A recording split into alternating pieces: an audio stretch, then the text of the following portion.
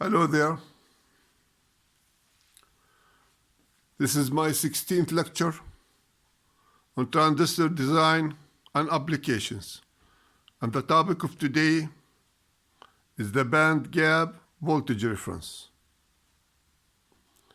And it's called the band gap voltage reference because it's based on the energy band gap of a silicon, which is 1.205 volts.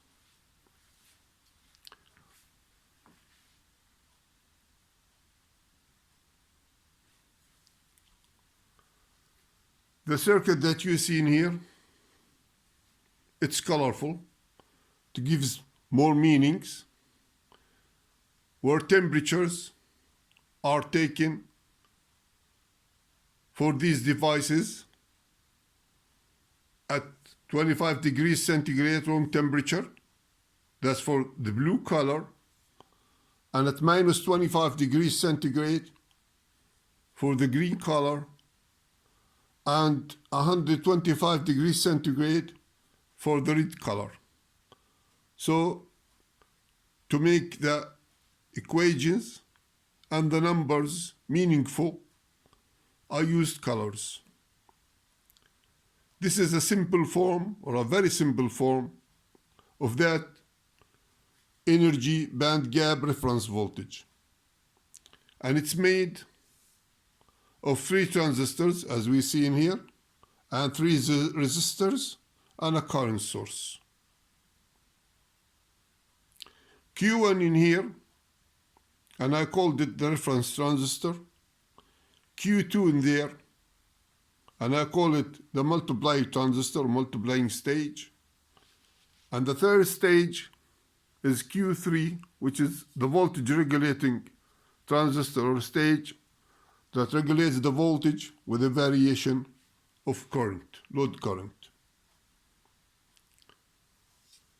Now, in order for this thing to work, you need to make the current density of Q1 greater or much greater than the current density of Q2. And we've talked about that in previous lectures, I believe in lecture number 5 or number 4, where you go and take some of that VBE in there in order to reduce that current of stage of Q2. So by looking at the first stage in here, and assuming at room temperature, you have a VBE in here of about 0.6 volts, and the V out or the V reference at 1.2 volts, so you're left with about 0.6 volts. Divide that by a 0.6K, you get a 1 milliamps of current. That's of course at 25 degrees centigrade. And in order, and our multipliers will be a factor of 10.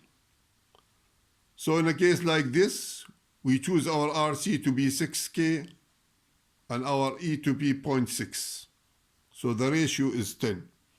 That's the multiplication factor. And in order to have 1/10 of the current passing through Q2, we need to steal or take some of the VBE of Q2. And we do this by installing that R3 in there. Okay? And how do we do that? We do it according to the following equation. Let's start looking at the equations and see how we generate 1/10 of the current that passing through IC of Q1, okay, to have just 1/10 of it passing through the IC of Q2. And like I said before, we talked about that in lecture 4 and 5. So if anybody is not familiar with that, he can go back to these lectures and see how we've done that. Okay, now A will be equal to ICQ1 over IC2, that's a 10. So in order to have this current, we have to calculate our R3, and that equals the KT over Q, the natural logarithm of A to the power A, okay, that's 10 to the power 10, divided by ICQ1. We do this, okay, when we know the kind of current that we have and we know the ratio.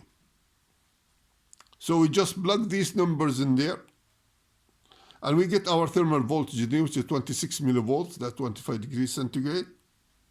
And that gives us an R3 of 600 ohms. Okay? And like I said before,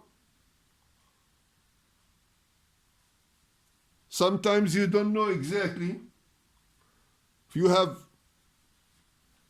a design that already made and you don't exactly know the ratio, so you use this equation for that ratio, which is E raised to the power ICQ1 multiplied by R3 divided by 26 millivolts. And that gives you A to the power A. That's the ratio raised to the ratio itself. And that would give us 10 to the power 10. And as we see in here, that means that our ratio is 10. So whatever the current in here, you'll have 10th of it in there. That's the equation for it.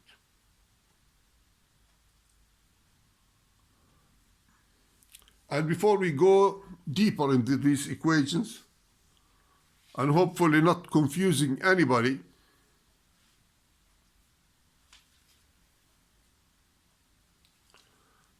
let's just talk about how this thing and how this circuit is going to work. So now we made this current to be equal 1/10 of that current. That means we have taken about 60 millivolts out of the VBE of Q2. We call it delta VBE Q2 in here. That's at 25 degrees centigrade, that's 60 millivolts. So we left with a base voltage of 0.54, because what we have in here is 0.6. Like we said, this is the reference transistor. So since it has 0.6 volts at 25 degrees centigrade, we're going to take 60 millivolts out of the VBE of this transistor. That means we have only 0.54 volts across our VBE Q2, and the 60 millivolts will be across RE or R3. Okay?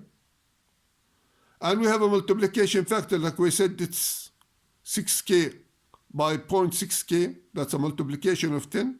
That voltage will be amplified 10 times, R2 over R3. So that means we have a drop in here, or we have a voltage across R2 in here, which is 0.6 volts, like we see in here. And this transistor is similar to that one in there. It has a 0.6 volts in there. Added to our 0.6 volt in here, we got our reference, which is 1.2 volts, which is equal to the energy band gap of the silicon. Now the idea is that voltage not to drift with temperature. When we increase the temperature or when we decrease the temperature. And how we are going to do that? We are going to do it by the following.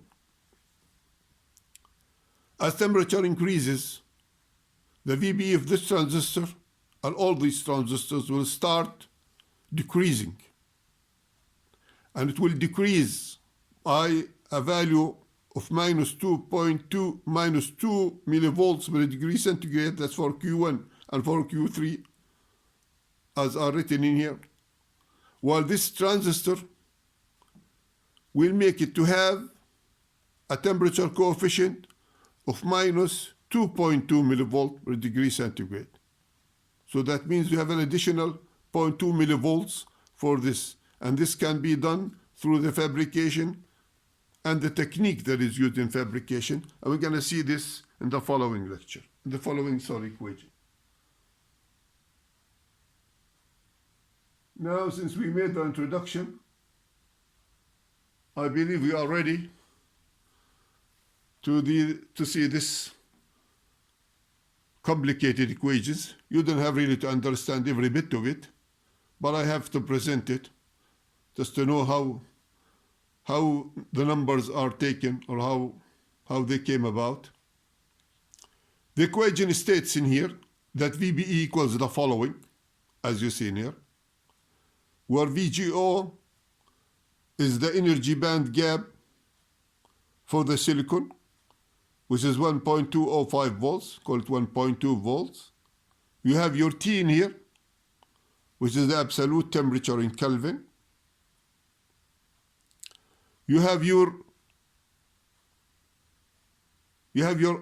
VBO and ICO, okay? Those are taken at temperature equals to TO, also in Kelvin, of course. You have your K, which is Boltzmann constant, and you have your Q, which is the charge of an electron. And this number is the important, the N, that's a number that has to do with the fabrication process, double diffused or whatever. And I believe it ranges between 1 and 2.5. I don't know, maybe it goes less than that. I didn't verify these numbers, but they are around this neighborhood. So N is between 1 and 2.5. That means you can do something with that N in there in order to increase the temperature coefficient of the transistor by a little bit, like we had up there. And I don't have any scientific proof for this, but I know this can be done. Or I believe this is the way they do it. Okay? And once you get your first derivative for VBE over delta T, delta VBE over delta T, you're going to come up with a result which equals to minus VGO, okay, plus VB at room temperature, which is around 0.6, divided by TO, which is around 300 degrees Kelvin, okay. So that gives us a temperature coefficient of a transistor between minus 2 millivolts per degree centigrade and less than 2.3 millivolts per centigrade, okay. There's the idea. So if anyone just don't know how this magical number of temperature coefficient came from, okay, this is the idea. It came from this equation. After you finding the first derivative for it with the absolute temperature, delta VBE over delta T. So this is how we get it. I want to get our little 2.2 millivolts, a drop of 2.2 millivolts per degree centigrade through placing a number in N in here, which is around 1.5, I believe, something like that. That will gives you something between that and that to give you something like about 2.2 millivolts per degree centigrade. So this is the idea, how we get our temperature coefficient for a VBN junction, or for a VB of a transistor.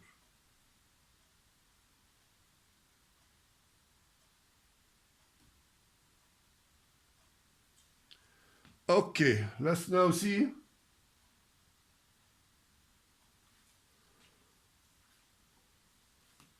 how we get, let's see in here, delta VBEQ2, and I call it delta VBEQ2 because simply this portion is taken out of Q2. So I consider it taken from Q2. Sometimes they don't like to call it like that. They just call it VBEQ1 minus VBEQ2. But I always refer to it as delta VBEQ2 because it's taken from the VBE of Q2, which is nothing but VBEQ1 minus VBEQ2, okay, which equals KT over Q, the natural logarithm of IC Q1 over IC Q2, and that equals to 26 millivolts multiplied by 2.3, which equals 60 millivolts. Okay, what does that tell you? It tells you that 60 millivolts, when you take 60 millivolts out of VBE of Q2, that means this current will be 1/10 of that current in there. And like we said, you can see lecture 4 and 5 on this. Okay.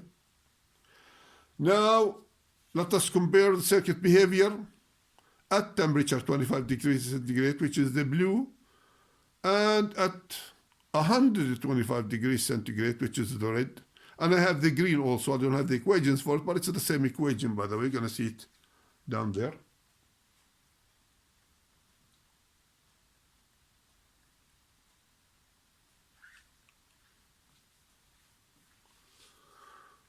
And this is what we have. At 25 degrees centigrade, we have V reference equal VBE Q2 plus R2 for R3. That's our multipliers multiplied by delta VBE Q2.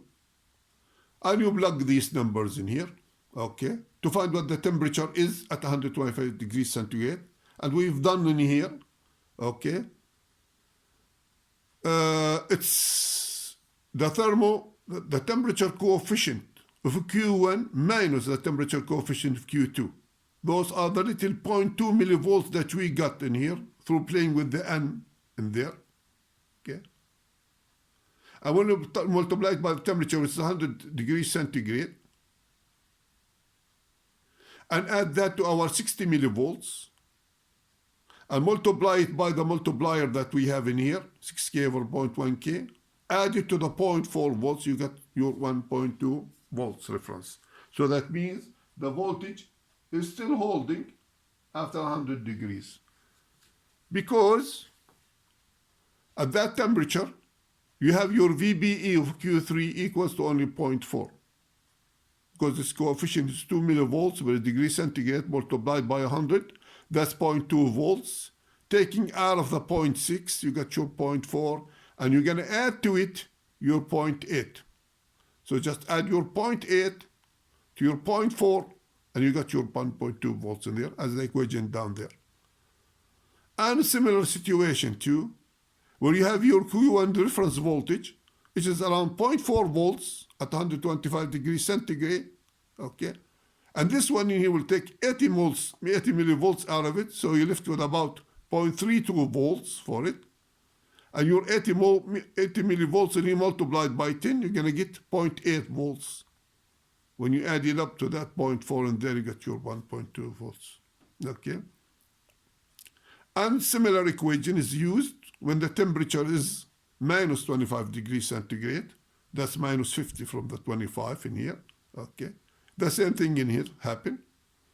Temperature decreases, VBE increases by 2.7 volts, 2 millivolts multiplied by 50, that's 0.1 volts. You get your 0.7 in there. You get also, of course, you have 0.7 at the base of Q2 too, okay? And you take your 50 millivolts out of that, so you get in here about 0.65 volts for the VBE of Q2, and that 50 millivolts, when it's multiplied by 10, it becomes 0.5 volts. Add it up to the 0.7 volts that the VBE of Q3, that gives you again a 1.2 volts.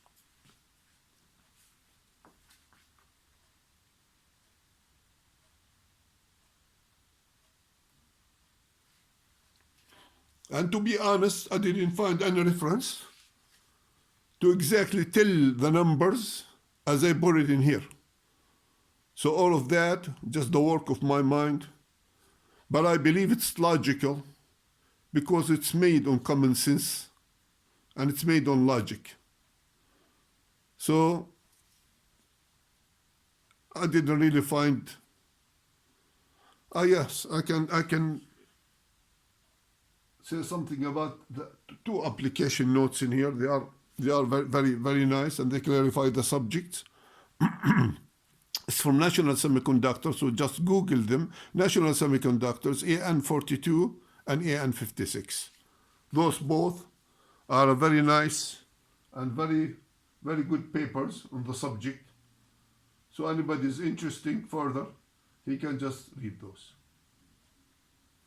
So in conclusion, what do we have? In conclusion, we have delta VBE of Q2 over delta T, of course, is fabricated to have more drop with temperature than delta VBE Q1 over delta T.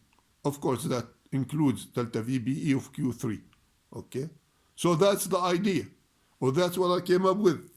Otherwise, there was no way that I can find any way to add to whatever I have in VB in here to give the same voltage that I have in here. This is, of course, always the negative temperature coefficient, and this is always will be a positive temperature coefficient for the voltage. So whenever you add them up, they cancel out, and you'll come up with your reference regardless to the temperature. Okay? So this is my work. I hope you like it. I believe this is a good time to end my lecture. Thanks for watching, and have a nice day. If you have not subscribed so far, please subscribe. A lot of goodies are coming your way. And thanks for watching, and have a nice day again. Bye.